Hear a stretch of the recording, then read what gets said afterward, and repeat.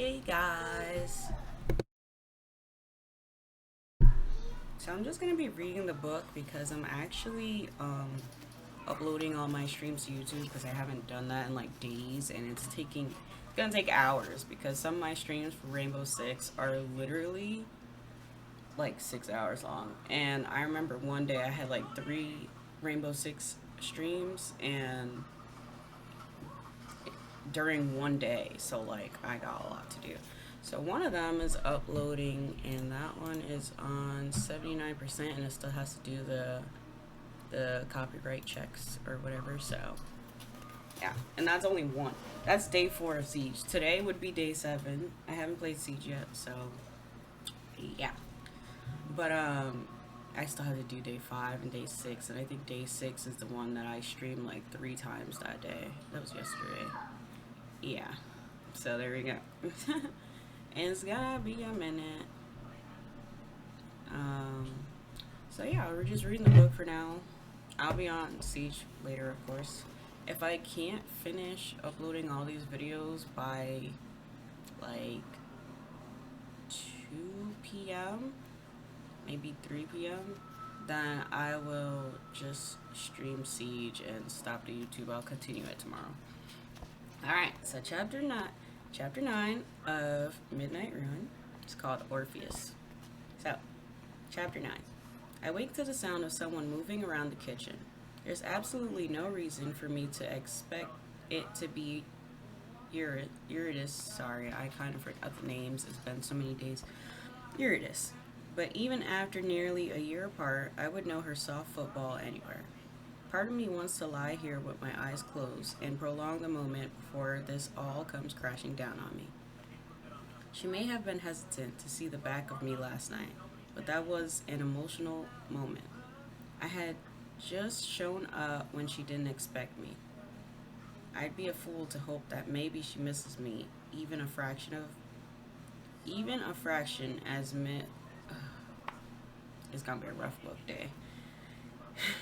I'd be a fool to hope that maybe she misses me even a fraction as much as I miss her.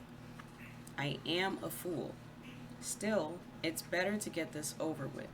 I sit up and climb to my feet. The kitchen is down the hall from the living room where I spent the night, so I follow the sounds of Eurydice puttering until I find my way. I stop in the doorway and allow myself to drink in the sight of her. She looked good last night, of course. This morning, she's like something out of a dream. Sunlight filters in through the window, giving the room an almost dreamlike quality. She's wearing an oversized t-shirt that must belong to Sharon. It dwarfs her, but it only hits the tops of her thighs, leaving her long, light brown legs bare. I'm strangely delighted to discover she's painted her toenails a bright yellow. I clear my throat to let her know that I'm here, but she doesn't even flinch. Also, the kids are awake. I usually read the book at night so that they're sleeping and there's no interruptions. But yeah, I figure I'd come through anyways, so here we go. She glances over her shoulder and gives me a tight smile. Morning.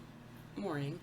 I don't know what else to say. Do I apologize again? Do I turn around and quietly leave?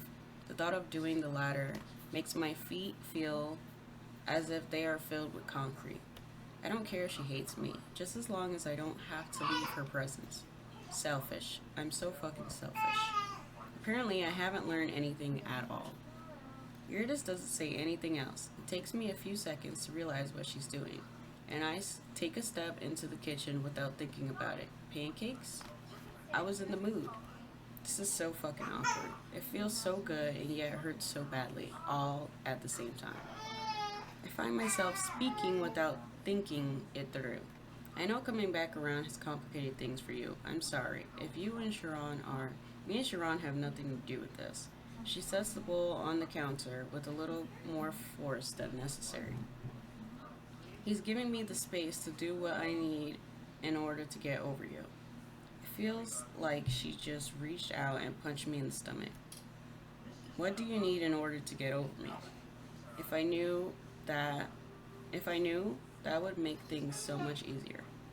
She sighs. Sharon has some suggestions.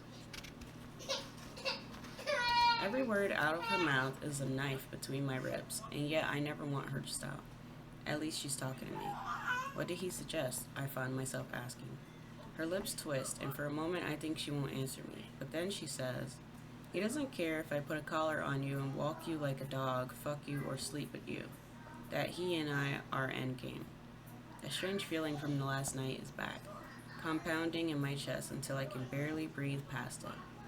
I hardly feel like myself as I sink to my knees before her. Do it. What are you talking about? She flutters her fingers at me. Orpheus, get off the ground. I'm not saying you should fuck me. I would never presume after everything that happened. Even if I want her so desperately, it feels like I've been cursed, possessed, or have some kind of otherworldly influence over me. Maybe all three. I tap the front of my throat. But if you want to collar me, I'm more than willing to pay penance that way. Orpheus, don't be ridiculous. He's not being ridiculous. We both jump at Sharon's voice. I hadn't heard him come in, and from the way Yurida's eyes go wide, neither did she. She crosses her arms over her chest. I don't care what you said last night. Look at it, baby.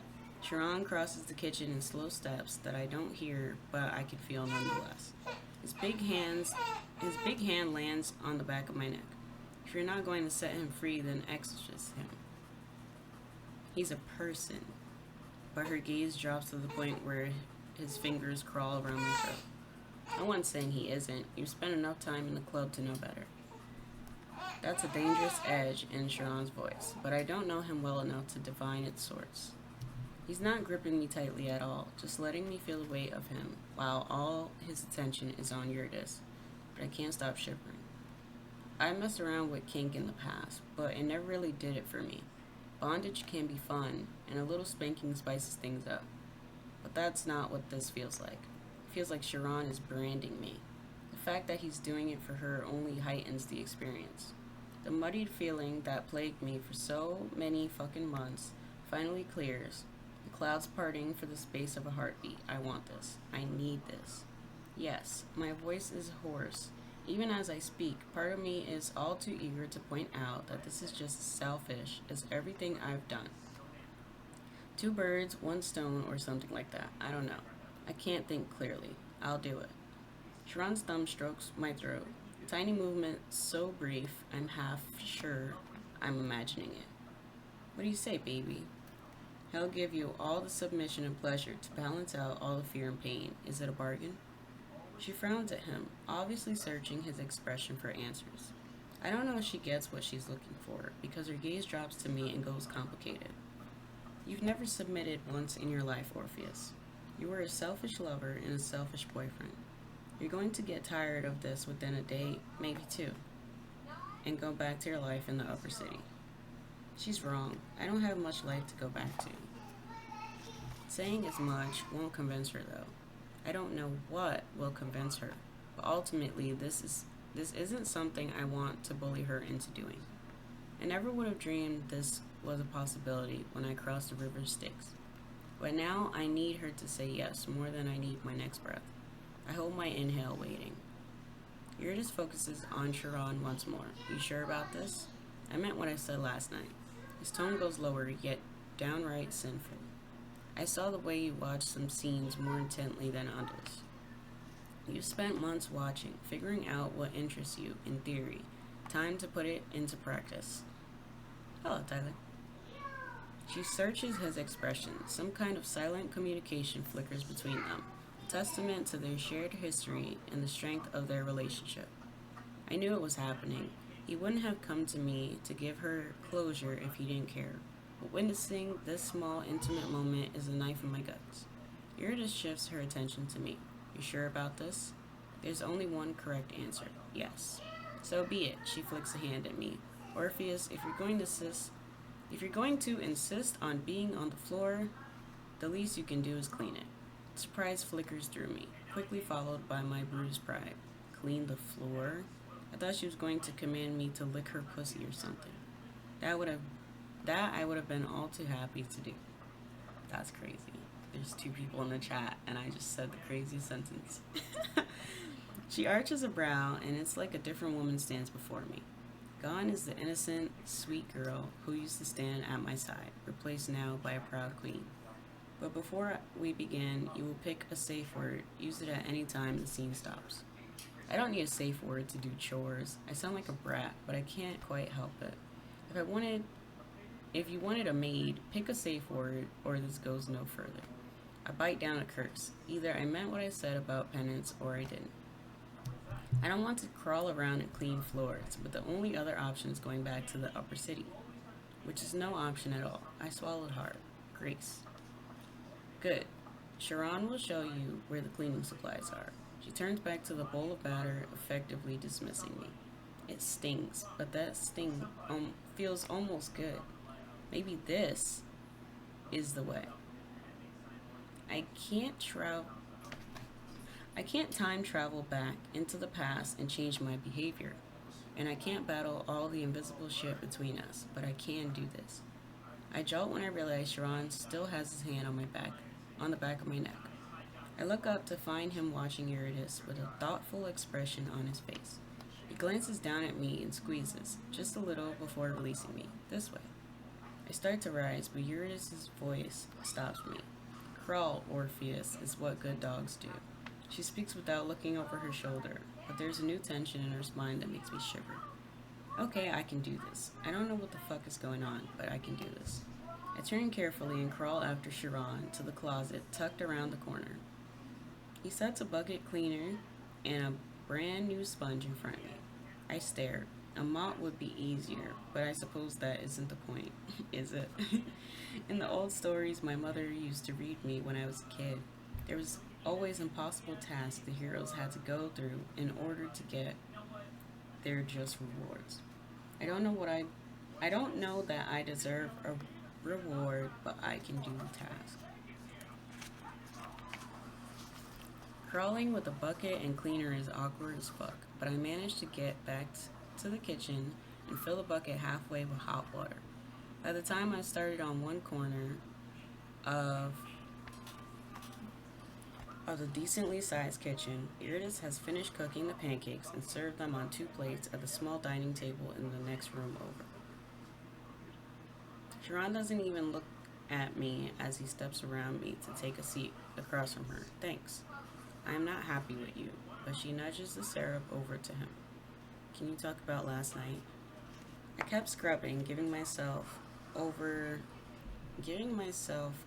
to the repetitive motion. The floor is already pretty clean, which means I don't have to pause in one spot too long.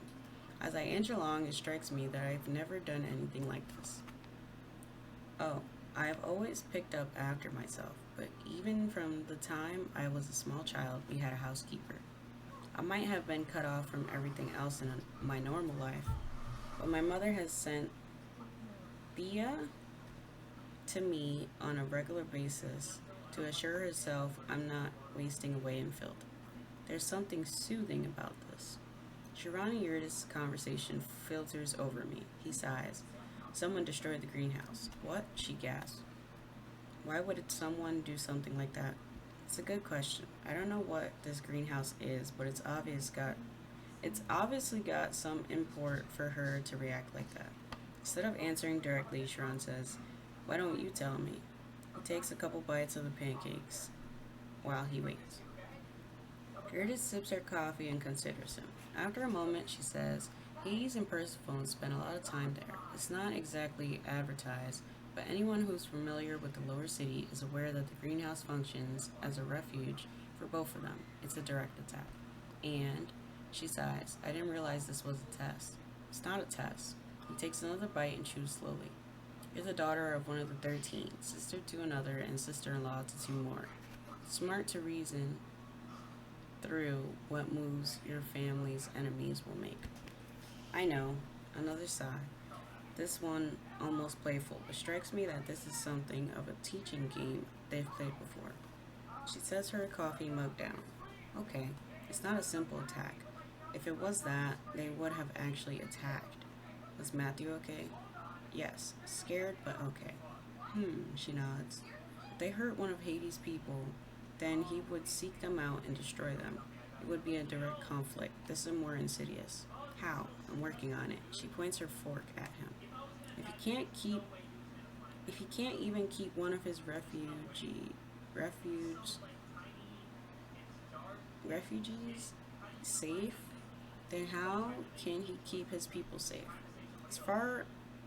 It's far. That's not even a word. That's not even a word on the paper. Like, I don't know where far came from. It's more about sowing fear and distrust than about seeking a confrontation.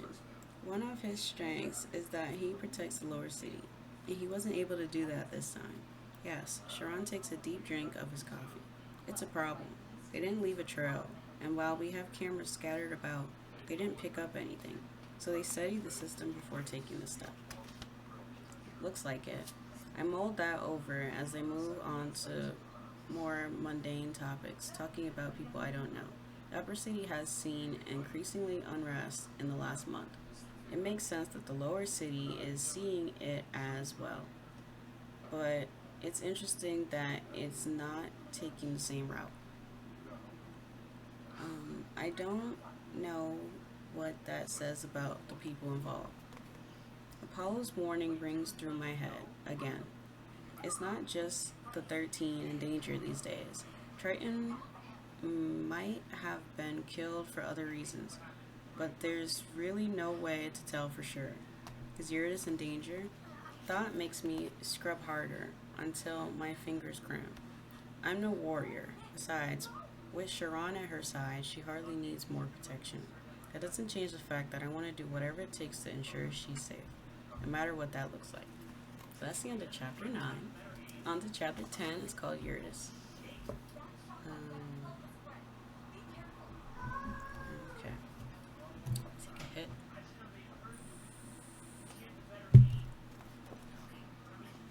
Alright, chapter 10. Eurydice. It's very hard to focus on what Sharon is saying when I can see Orpheus scrubbing the floor out of the corner of my eye. Up to this point, I have never participated in a kink. I've only observed and read about it. But Sharon is right in that I've spent a number of months in the club watching different scenes play out. And I've spent just as many months getting myself off to the fantasy of participating. Before this morning, I would have said I lean more submissive. There's no denying the pure bolt of power that went through me when I told Orpheus to crawl like a good dog. There's an element of wanting to humiliate him, but the surrender in his dark eyes went to my head faster than any alcohol I've ever drunk. I need time to think about what that means, about the implications, but at this point, I'm just feeling my way. I glance at Sharon under my lashes. He hasn't looked at Orpheus once, but there's tension in his shoulders that isn't normally present when it's just us. And there's the way he put his hands around Orpheus' throat. I saw how Sharon flushed, just a little. That wasn't all for me. We're in this mess up to our eyeballs, but it's strangely comforting that we're in it together. Orpheus finishes the kitchen and takes the time to clean out the bucket.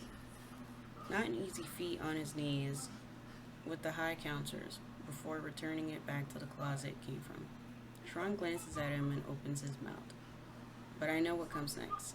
Every scene has a different flow, a unique cadence. But one thing that is consistent is that a submissive needs to be taken care of.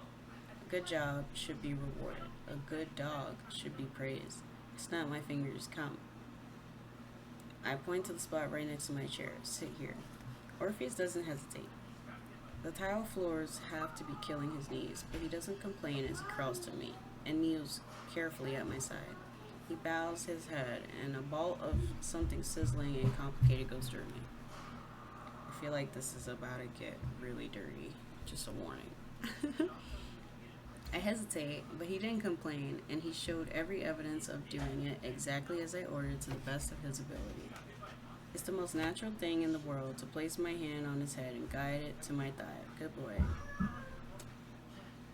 Yep, I knew it. Let me go check on her real quick before this gets really crazy. Let me just see what she's doing. Hold on.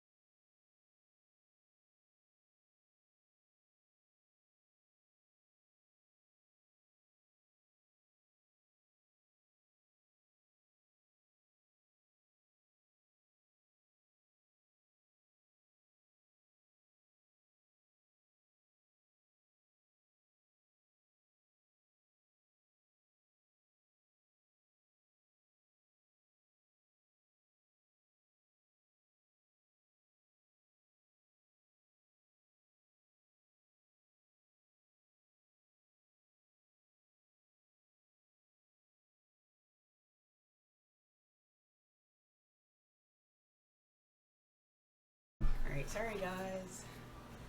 Oh. Running out of space on this PC. That's okay. I already know that because this freaking... It's because I tried to download these streams. Multiple of them. That's why. So... Sorry, we're just taking a quick pause. Yeah, okay. So when this one uploads to YouTube completely, I will...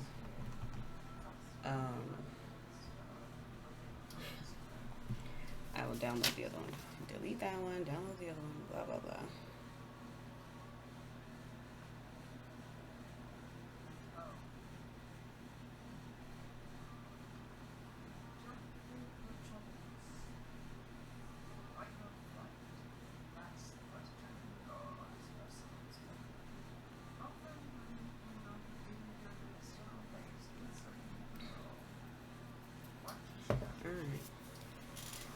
Alright guys, back to the book. I'm sorry.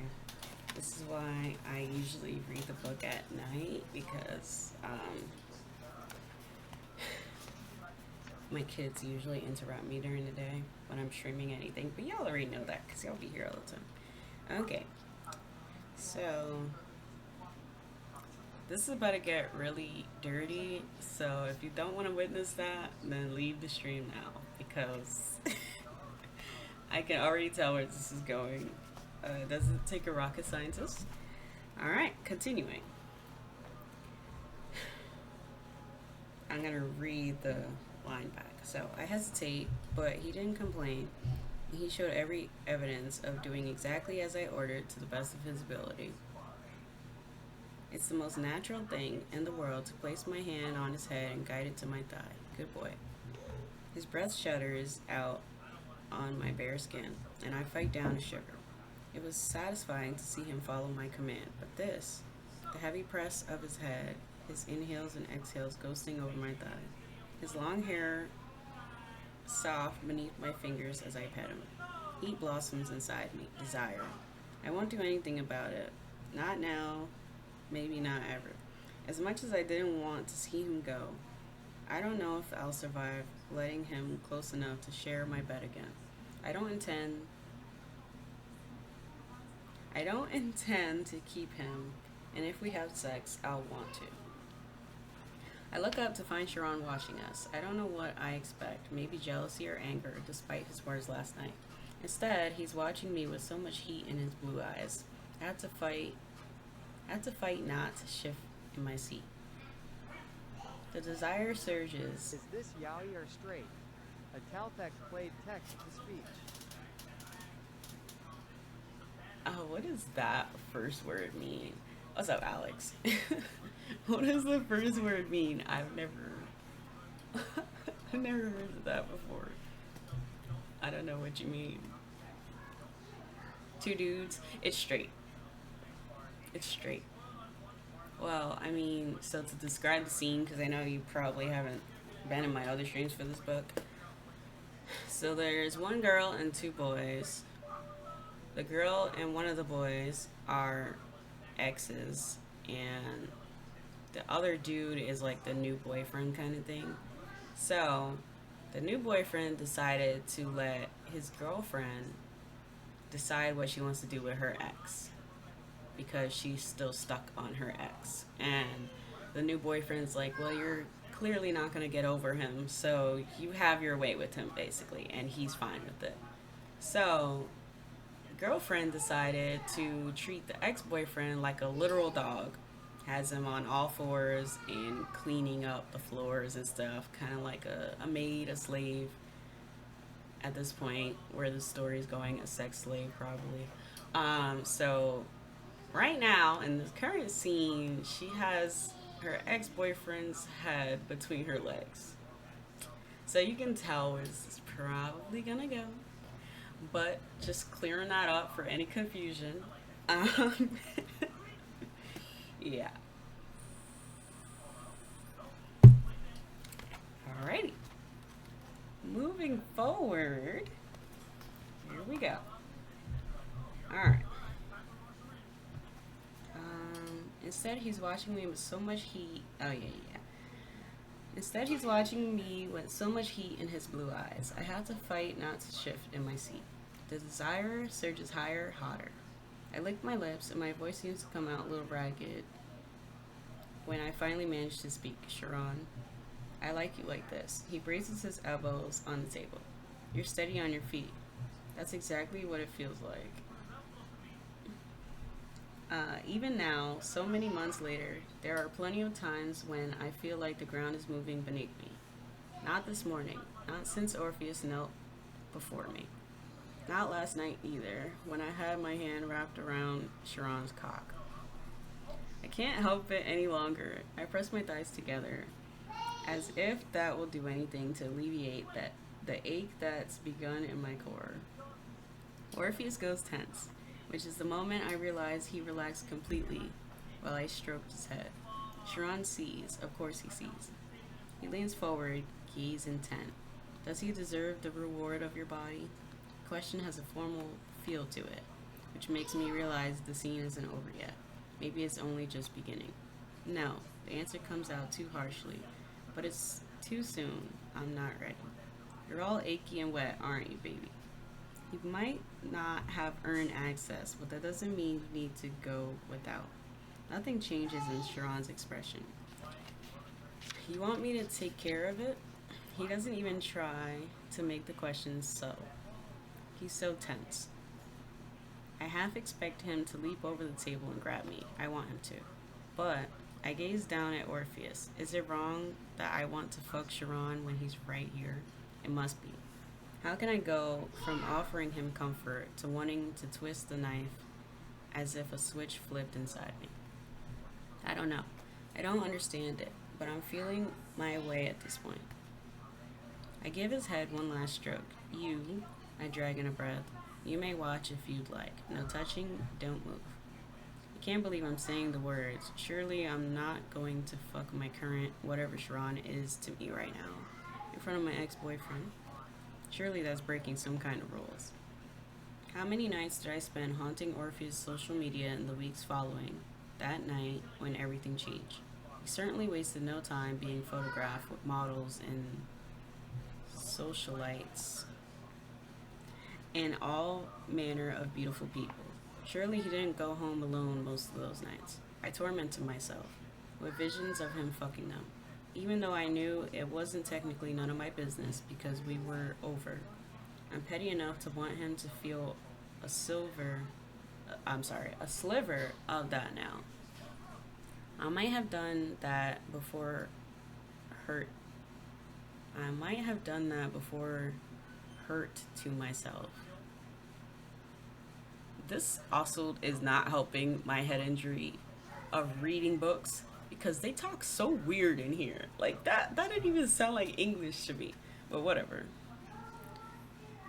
But he's choosing to do it to himself now, a twisted kind of full circle. A shudder works its way through Orpheus. He turns his face and presses a kiss to my thigh. It's a light touch, almost seeming accidental, but it shoots a trail of need straight to my pussy.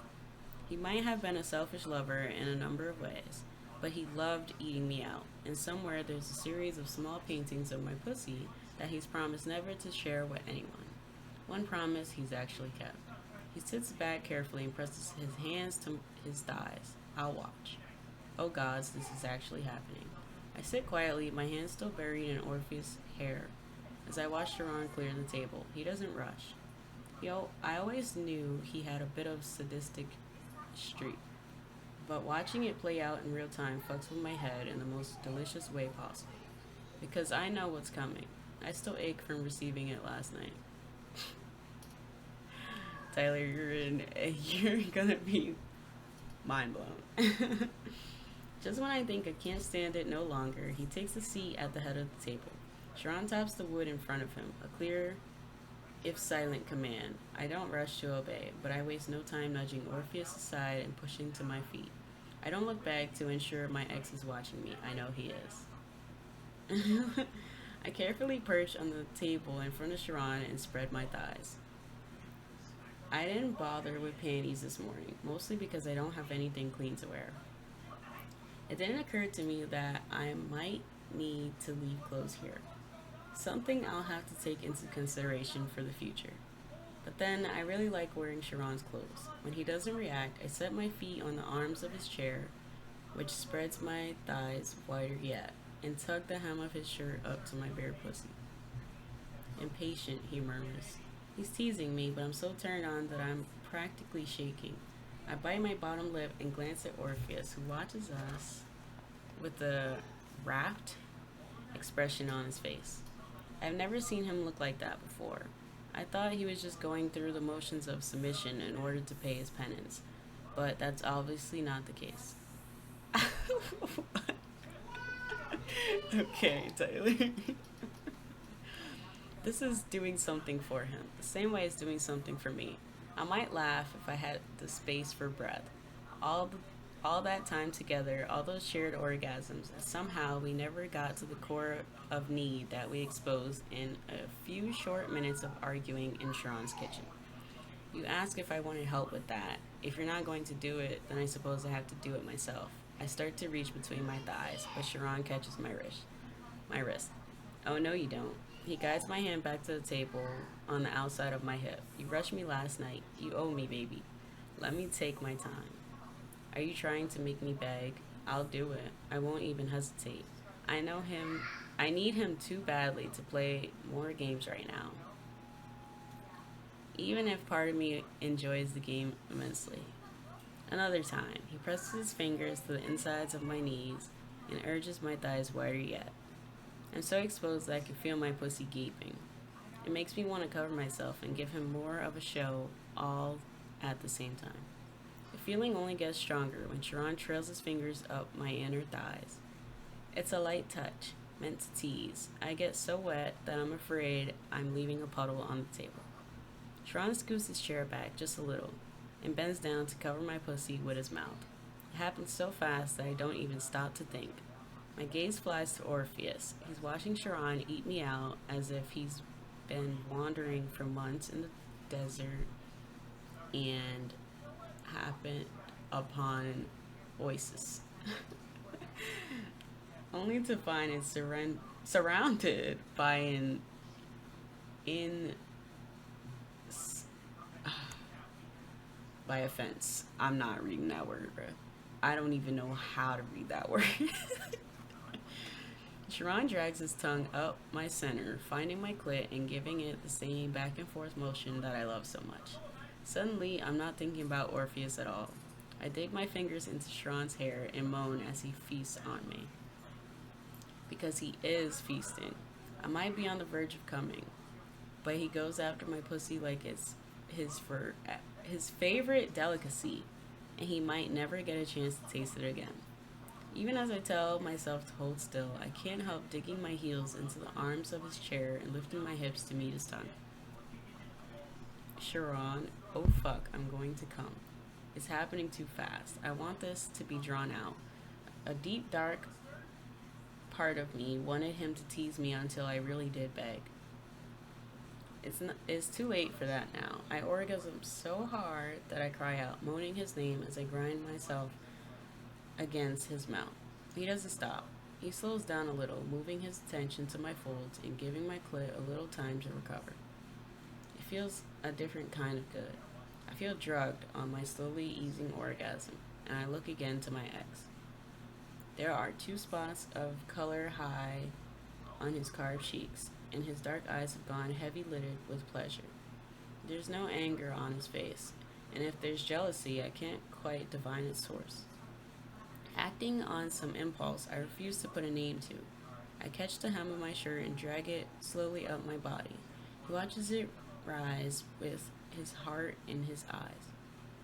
When I tug it over my head, baring my breast to his gaze, he licks his lips and actually groans loud. Fuck, you look even better than I remember. Sharon lifts his head enough to look at me. Whatever he sees in my face gives him a little growl that vibrates against my pussy. He nips my inner thighs and presses 2 fingers into me. Penetration bows my back and draws another cry from my lips. More. Not yet. He strokes me almost idly. His patience in this moment, a direct counterpoint to the frenzy of last night. Both are unbearably sexy. That feeling only gets stronger when he withdraws his fingers and holds them by his hips. Come, Orpheus. Freaky Tyler. What are you doing? I whisper. But I don't stop him. Instead, I watch, my clit throbbing as Orpheus crawls around the corner of the table and takes Sharon's fingers into his mouth. Oh, fuck. Sharon doesn't move. He doesn't force himself into Orpheus' mouth. And he doesn't take his hand back. As the seconds tick on, there's no doubt in my mind that my taste has left his skin. I bite my bottom lip as I watch Orpheus lick and suck at his fingers. Orpheus, I can't quite manage the same command in my voice that Sharon seems to draw forth naturally. But Orpheus immediately releases his fingers and sits back on his heels. His cock is so hard that I can see the clear outline against the front of his jeans. He makes no move to touch himself, though. He merely waits for my command. It takes 2 tries to get the words out, with both of them watching me. If Sharon fucks me, will you suck his cock clean? Before this moment, I wouldn't have necessarily said that was something I seek out. Now I need it. I know that Sharon has had boyfriends, and Orpheus has shared his bed with people of every variety. That doesn't mean what just happened will translate into either of them wanting more. Do you want that? No! What's up, Zion? Oh, no.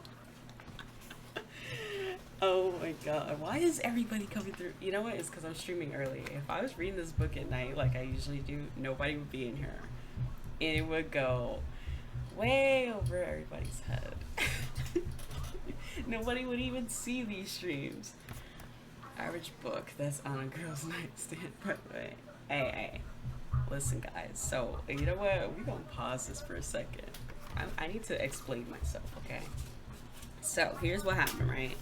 So, I was thinking, I had a head injury in middle school, and it's affected my way of speaking, my way of thinking, and my way of reading.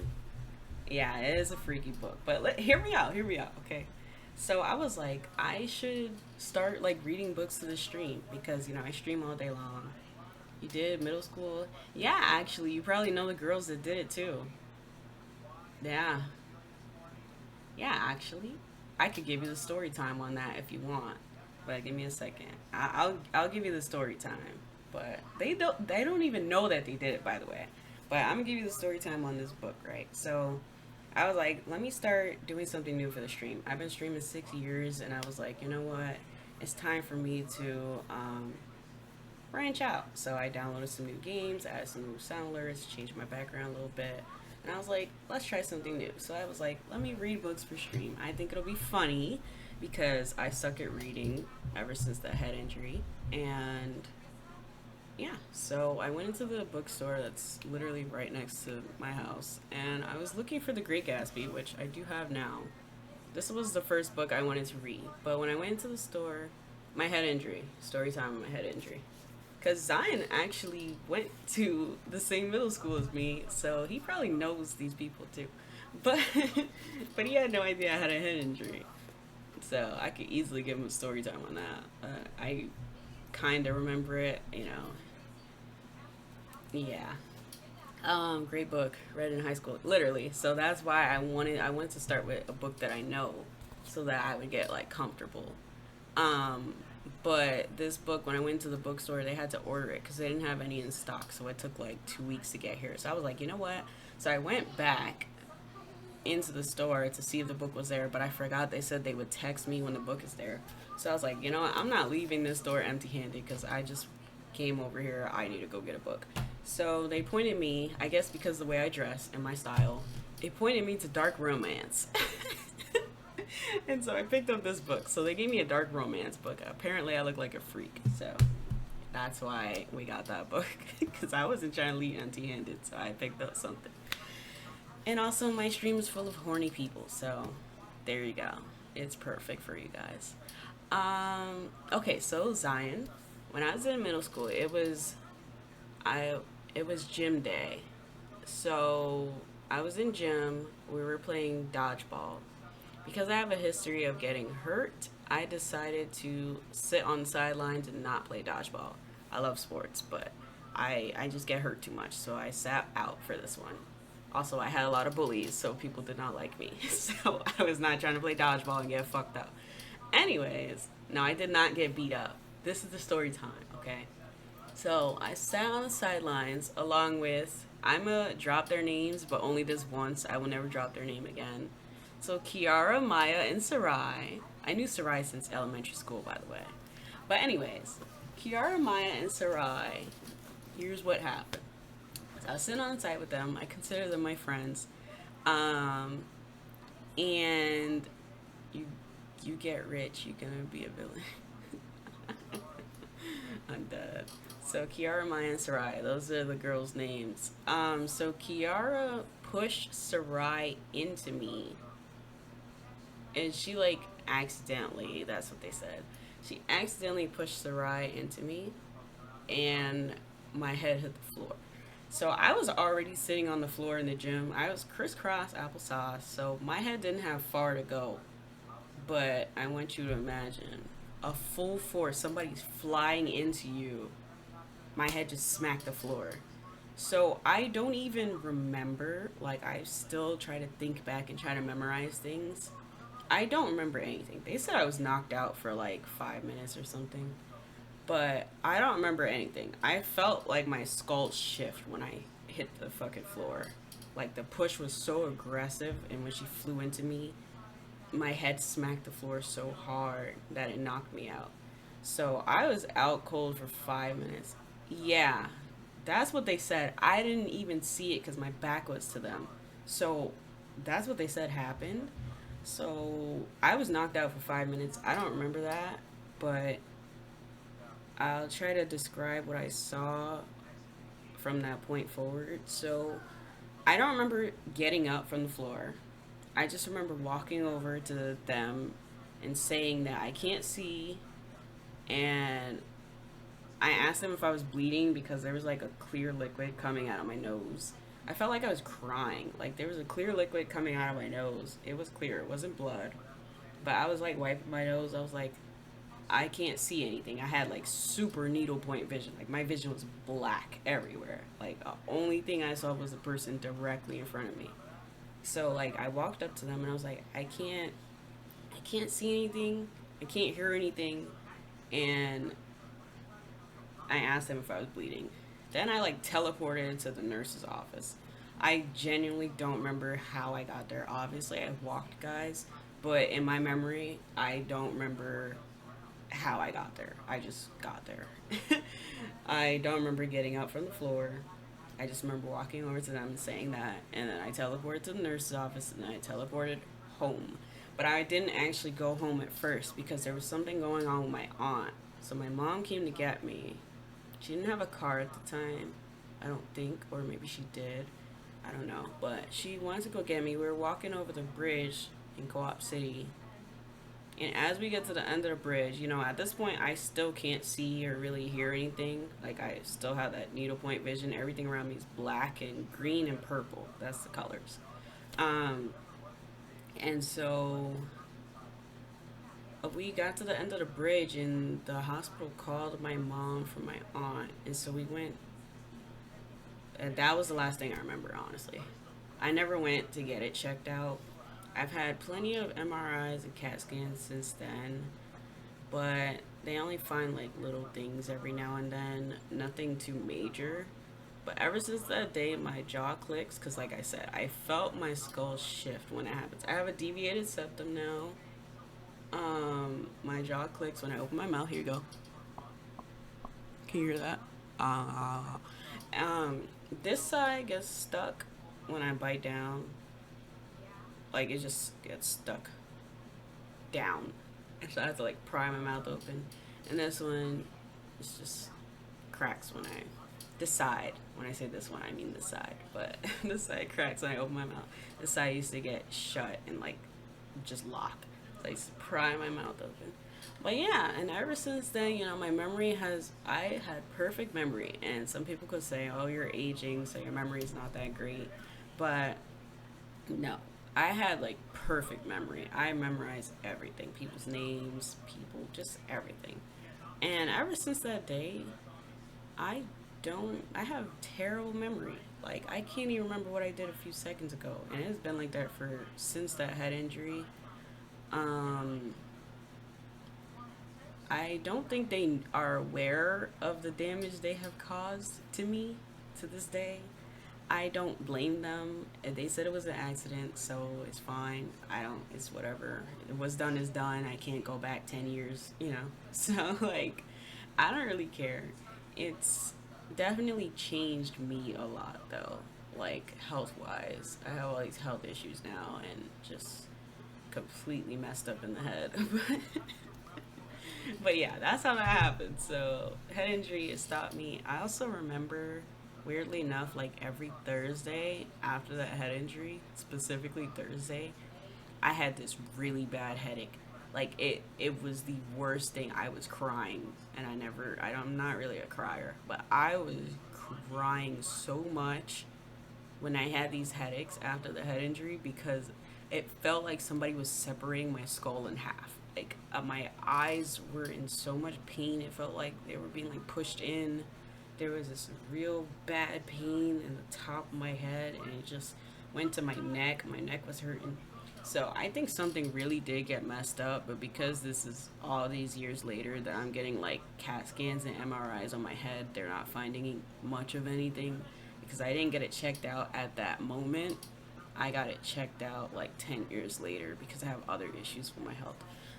So yeah, quick story time. My head injury. That's how that happened. I believe it was an accident, and I truly believe that because they were always like pushing each other around and joking around. That's how they were. So I don't actually think that they meant to hurt me in any way. They are not aware that they have hurt me. um, well, they were aware at the day of, but they are unaware that I am still suffering from that day. So yeah.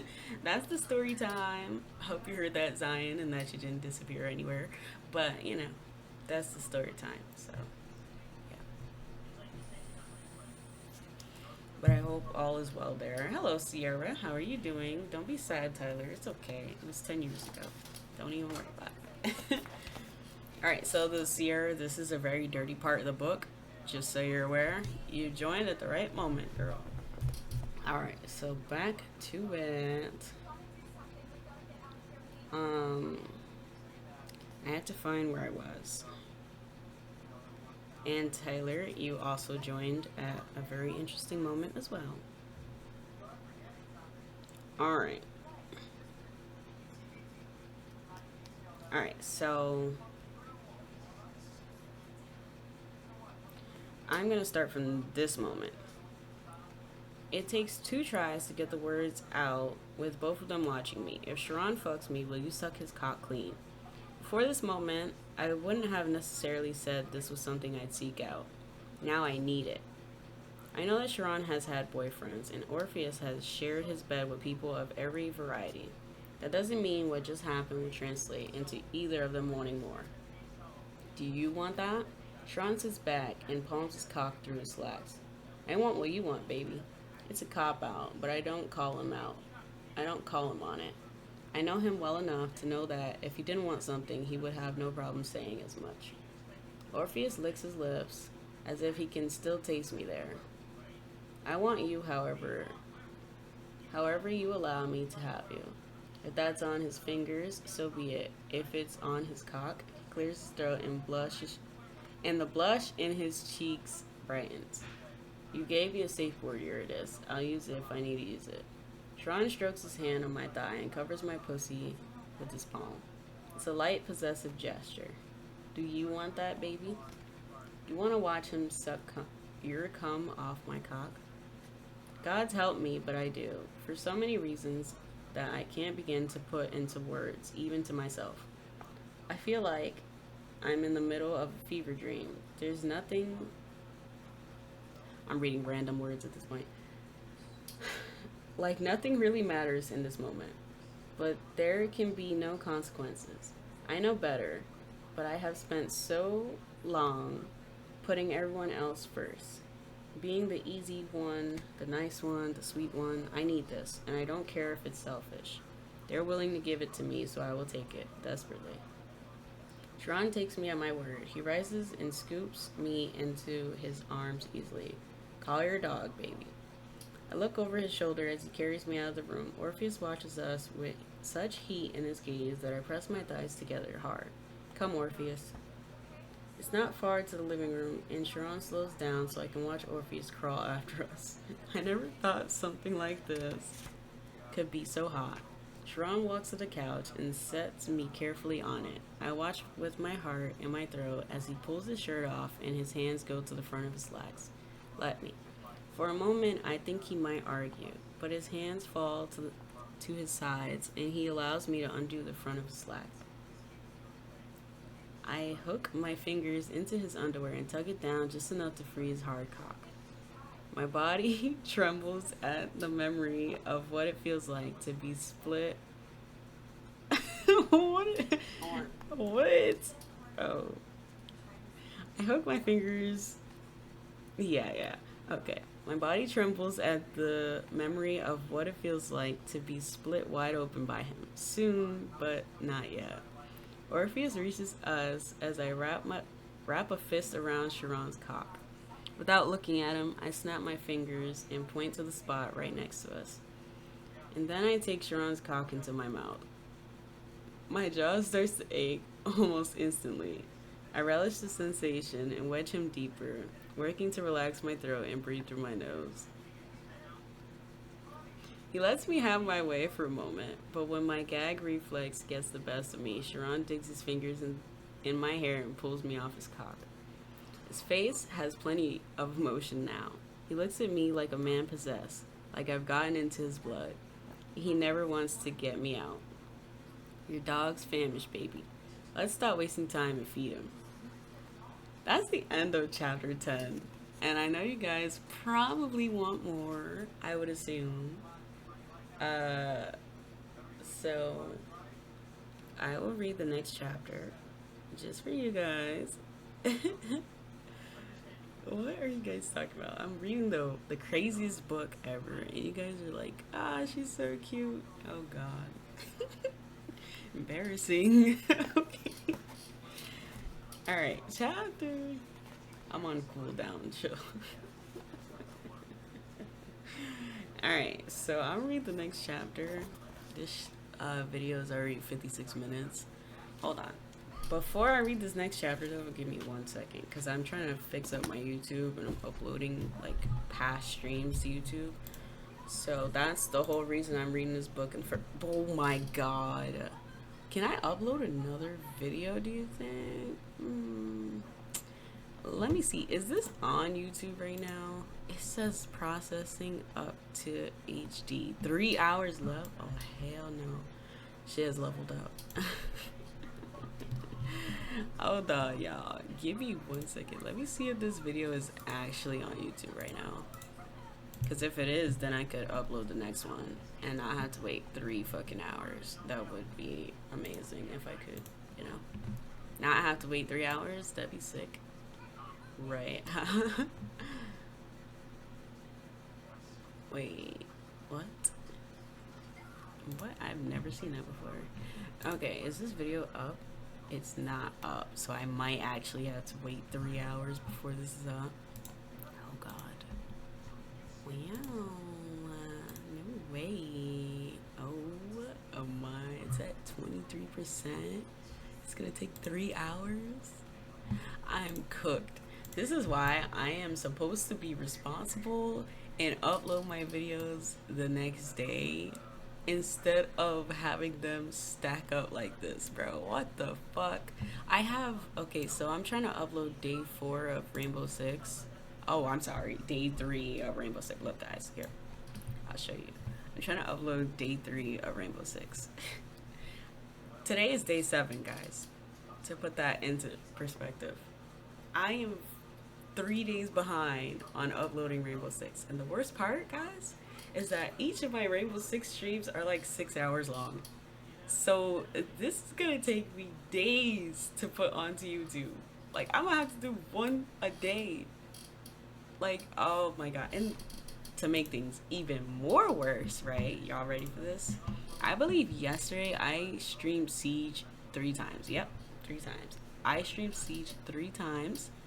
So here we go. Wait, that one's 2 minutes long. Why is that one? Just delete that. What the? Why? It's not even a clip. It's just a. I don't know, man. Just delete it. Get rid of it. It's 2 minutes long. That I don't even know why that's even there. Get rid of it. Okay, so I streamed Siege twice yesterday, and they're both 3 hours long. Rip. Oh God. Okay, so here we're trying to put day 3 on YouTube right now. That's okay. Why don't you do one that's a 3-hour video for YouTube? Yeah, I could be like day 6 part 1 and then day 6 part 2.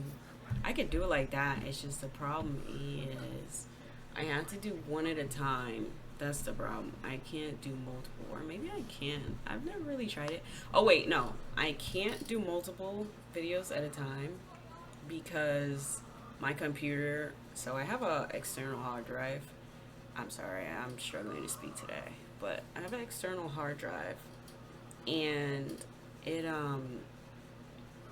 for some reason when I go to download some things, it just downloads it to the computer. Now this file that I downloaded, this video that I'm trying to put up, I think it was 12 gigabytes, and I only have 20 gigabytes free on my actual computer. But on my hard drive I have like 300 gigabytes, but for some reason it won't download it to the hard drive. Maybe I could move the one that downloaded to the computer to the hard drive. If I could do that, cool, because then I could do more than one video at a time, and it won't take me 3 days, 4 days to upload these past streams to YouTube. Maybe I could try to do that. That is a great idea. I thought about it while I was complaining. Yeah, so I got, let's see how many I got. 1, 2,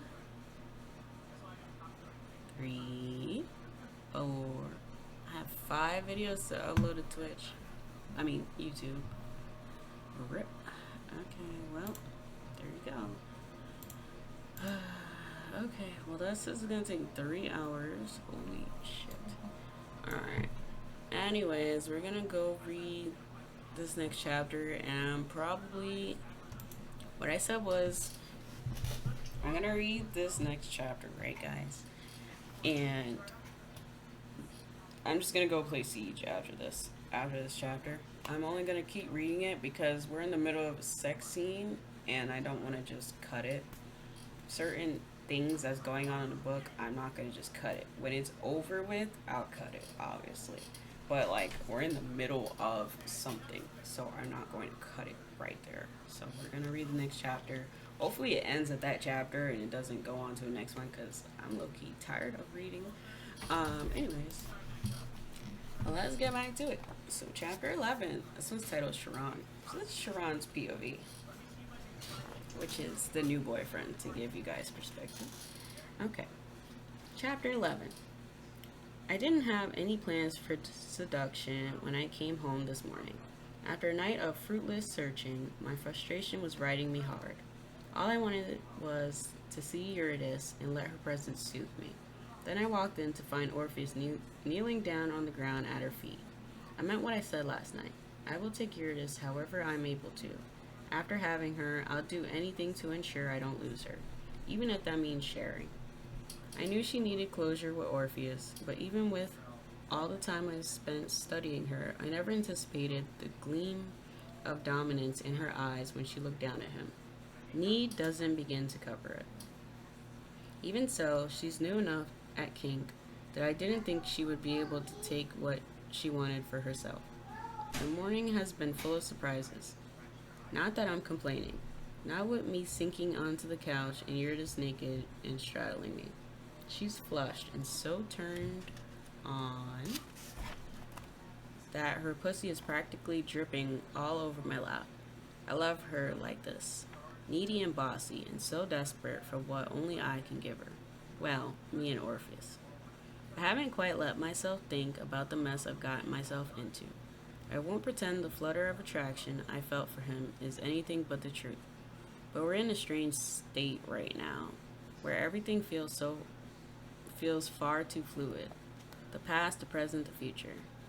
All that melts together into a chaotic mess that is going to blow up in our faces. I can't wait to get his mouth on my cock. I don't know what the fuck that means. Probably something as simple as lust. Though literally anyone else in the city would have been a safer choice. There's no use thinking about it now, not when I have Eurydice grinding against the length of my cock. She could move this along if she really wanted to, but she seems to enjoy the tease as much as I do. As good as it feels, it's obvious that she's also putting on a show. Whether that show is for me or Orpheus remains to be seen. Maybe it's for both of us. I find myself hoping it is. I need her. That's why I'm the one to reach between us and position my cock at her entrance. She rises up on her knees to make room for me. And there's an imperious look in her dark eyes that makes my balls twitch. I've fallen in love with all the different facets of this woman, and it delights me to no end to continue to find new ones. Her attitude isn't quite bratty, but has a similar flavor. Don't tease us, baby. I don't push her, though. I watch her drag her folds along over the head of my cock, swirling her hips until I think I might lose my mind. Take my cock. This is really awkward for me, guys, but whatever. She plants her hands on my shoulder and begins to lower herself. Her orgasm has made her slippery, but she still has to work to take me from this angle. It's hot as fuck to have her fighting her way down my length. Without thinking, I look to Orpheus. His gaze is pinned to the point where my cock disappears into her pussy. There's a hunger there, written across his face. I can't begin to say if that hunger is for me or for her, or both. I shouldn't care. I meant what I said about us being endgame. Eurydice and me. When I spoke those words, there was no room in that vision for anyone else, especially him. Now I wonder. It's nothing that needs to be decided tonight. We've all agreed to this scene, and that's enough for me. Eurydice slams the rest of the way down on me. The feeling of her pussy clamping around my cock nearly sends me to the moon. I jerk my gaze back to her face to find her glaring at me. You're distracted.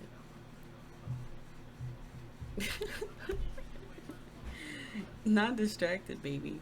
That's not the word I use, but I don't feel like getting into it now. Take care of your dog. She glares for a moment longer, but then snaps her fingers at Orpheus without looking at him. Here, boy. She doesn't watch him to make sure he obeys her command, crawling to her and pressing his head to her palm. But I do. It's sexy as fuck. Eurydice pets him for a moment. Now be a good boy and sit there silently. You'll get your reward soon enough. Orpheus has the dazed look on his face of a sub-deep in a scene. I've been preparing to hate him for everything he's done, and part of me still does, but he's so fucking broken, I can't help wanting to pick up the pieces.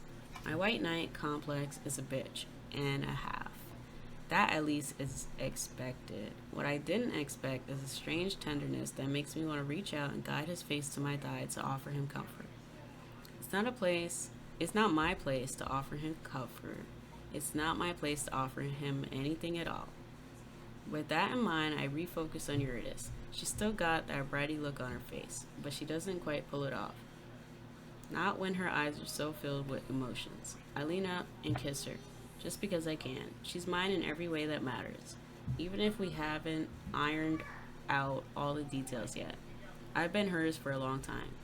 She starts to move. Until the day I die, I don't think I'll see a more perfect picture than Eurydice. Her hands propped behind her. Her hands propped behind her on my thighs, her lean body rolling as she rides my cock. I can't stop myself from running my hands up her thighs to catch her hips, though I don't try to take control, not yet. It's perfect, too perfect.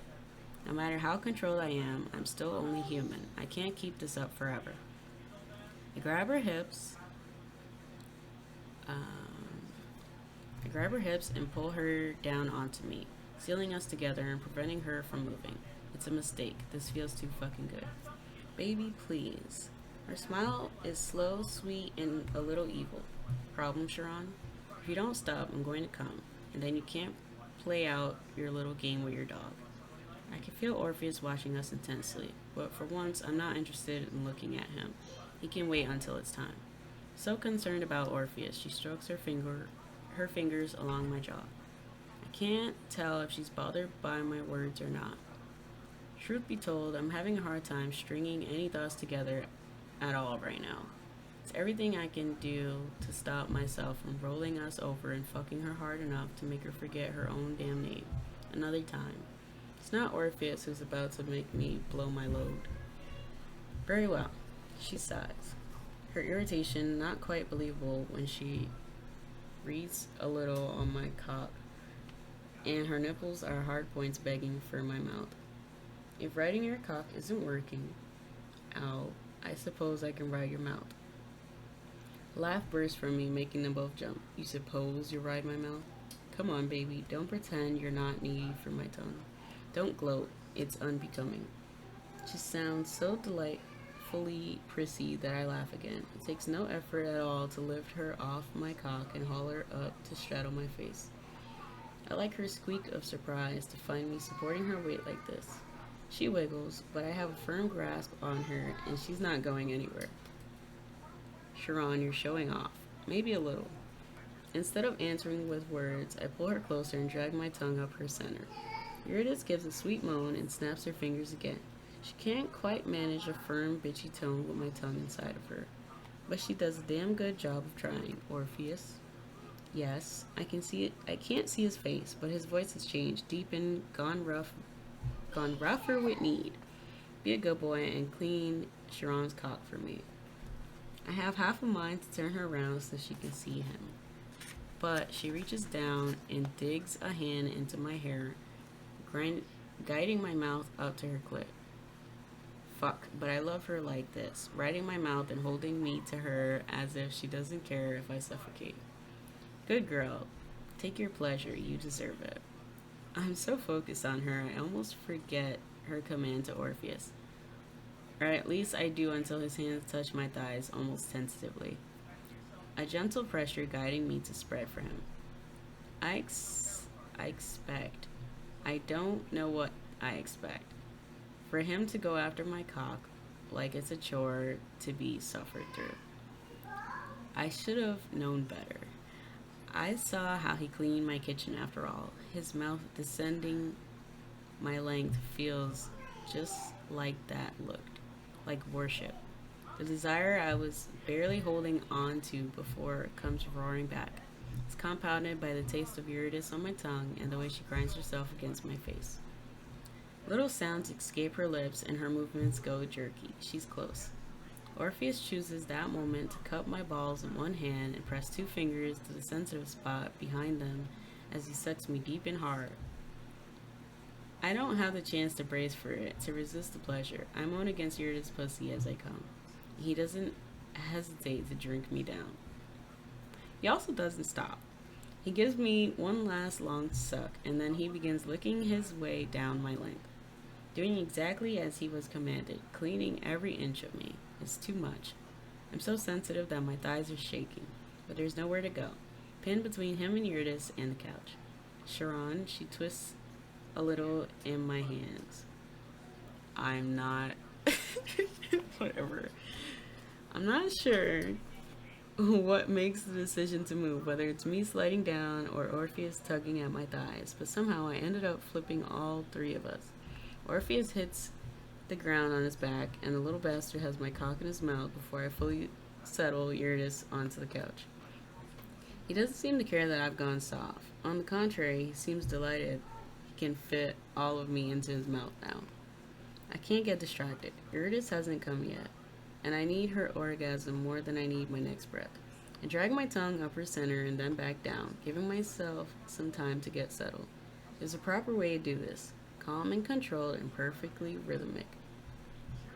I'm not capable of it right now. This keeps fucking happening. The moment I get my hands or mouth on her, I lose control.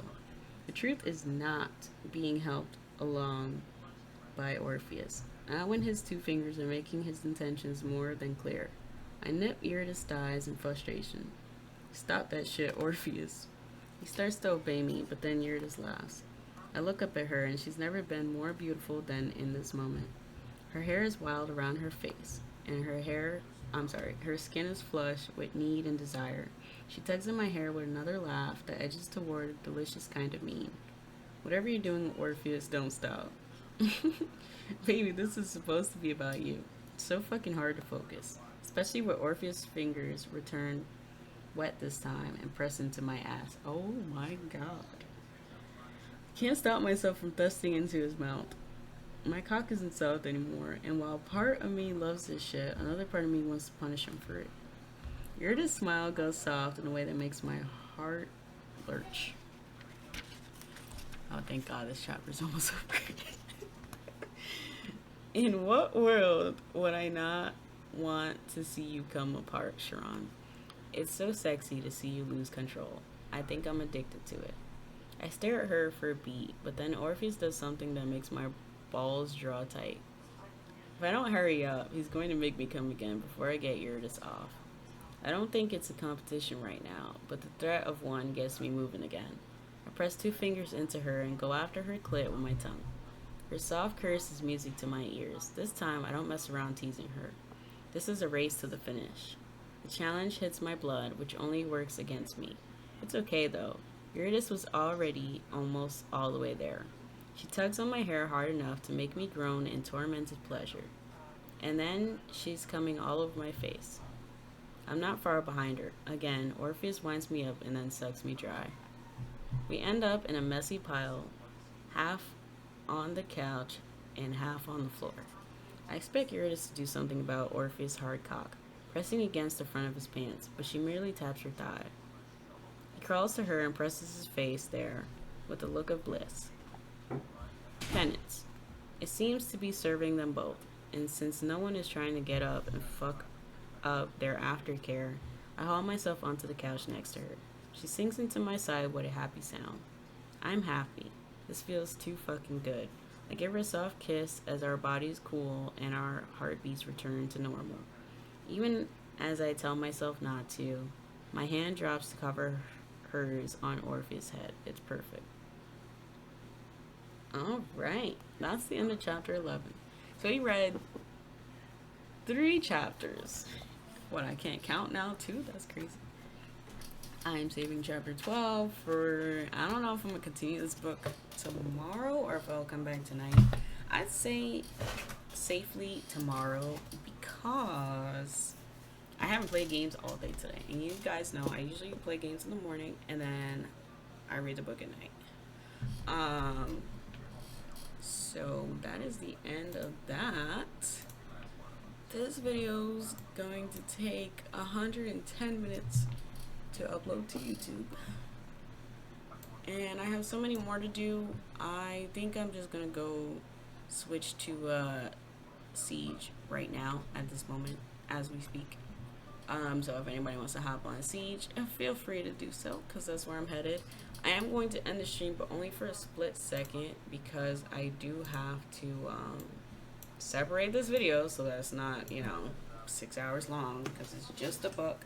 So I'm going to end the stream and start it back up right after. So Tyler, claim first in like a few seconds. Alright guys, I will catch you guys in literally a few seconds. Let me just end it and change it to Siege and I'll be there. Alright, bye. Don't go nowhere, but refresh it so that it's still there. Bye.